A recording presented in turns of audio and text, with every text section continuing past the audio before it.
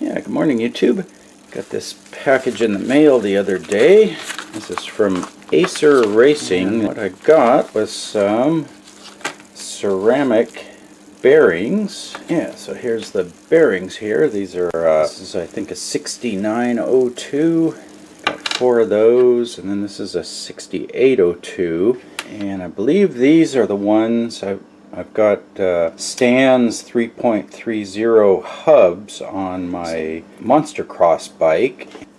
Yeah, so I think these are the rear hub bearings. I think there's 2 of those. So I made these little bearing inserters on my lathe. So these are 24 millimeter OD and then 15 millimeter shaft. So that's the inner diameter. So I just made some little aluminum presses to fit in there. So I took some 1-inch aluminum, just kind of turned them down last night. I guess I'll need to make a different size for these. Yeah, I'll probably need a little bigger material for that. Yeah, I think these are the rear hub bearings here, and then there's I think 2 of these in the rear freewheel, and then there's 2 more in the front. Yeah, so here's my rear wheel for my Monster Cross bike. I don't know if that sound picks up in the microphone or not. It's definitely, I mean, there's no spin to those bearings at all. You put a slotted tool in the slot to hold that side, and then you use a Allen wrench to remove this side. Yeah, there we go. Got the hub apart here. So on the drive side you have the shorter adapter, and then the little spacer goes in there. That goes in, and then the free hub goes on top of the spacer, and then this one screws on the end, and then the other side is just the pressed on, the longer one without the threads. According to the instructions, you just get down here, tap this way to pop the non-drive side bearing out. So let's see how that works here. Yeah, there we go. We got that bearing popped loose. So what I found that worked pretty good was I slid this piece of 3/4 inch conduit or water pipe over the end here just to rest on that. That gave me something just to get it tapped loose because it was kind of tight at the start, and then you just drive that out. So that bearing, it must be the other side that's the bad one, and then I guess you just repeat the process. You go over there and tap back and pop that side out. So I'll get the other side out and we'll take a look at those. Okay, got everything cleaned out, the old bearings out, and I guess the way you do this is you put one of the new bearings over here. I get that tapped in with one of my bearing presses here. Okay, got the bearings onto the shaft there, and then I put my 2 presses on each end here.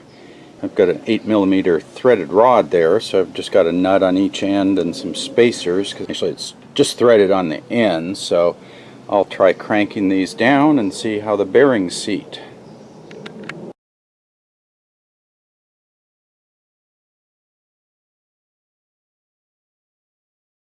Yeah, that worked just right. I got this pressed in there. I had to drill this one a little bit deeper. Your 15 millimeter has to go up to clear the axle shaft.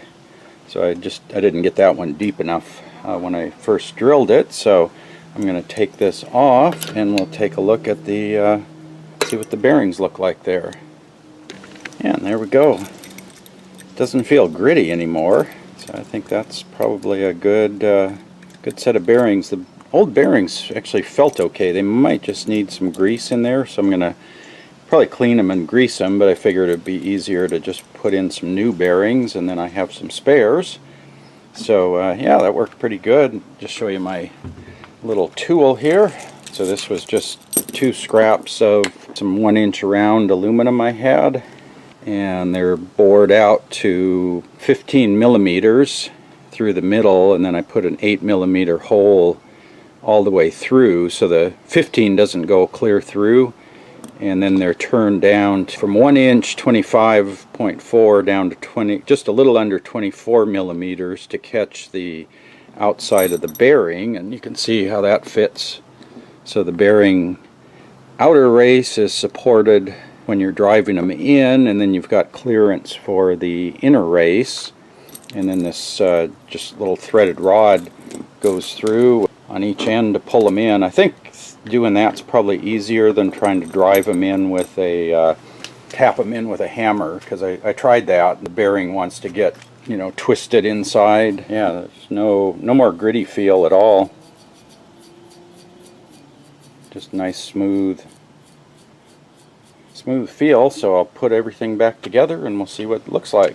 Yeah, let's see here. We got the wheel there, and then I guess the spacer goes on next, because you can see the inside of the free hub, there's a recess in there, and I guess that spacer is probably just that height, and then the outside of the free hub has its own bearings in there.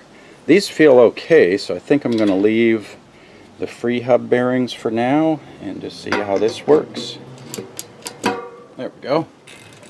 Get the grease worked around, so I got the free hub back on. Okay, we've got everything back together. Got the free hub all greased up, nice and smooth, and yeah, that feels a lot better. There's no more gritty feel to that bearing. That should be good to go. So I think I'll put it back on the bike and we'll take it for a test ride. Now have ceramic bearings in the rear hub. Free hub is still regular bearings and the front's still regular. I need to build a tool to fit the larger front hub bearings, so I'll have to do that some other time. I need some different material because they're larger than 1 inch. So anyway, I'll let you know how this works, and if you have any questions, put that in the comments section below. And as always, thanks for watching.